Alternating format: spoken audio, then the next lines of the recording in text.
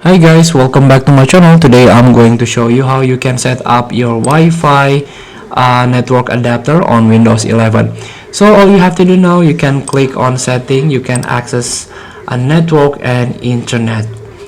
Here you can try to click advanced network setting, and this is the network adapter option. If you click on Wi-Fi, this is my wireless USB adapter that I'm using right now. And there's a link speed, duration that I already spent, and here you can try to disable if you want, and you can rename the adapter.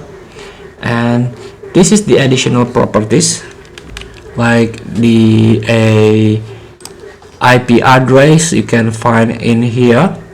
And if you click on more adapter options, so feel free to try to access on a setup network adapter on your Windows 11. Thank you for watching. Don't forget to comment, like, and subscribe, and also click the button below. See you in the next video.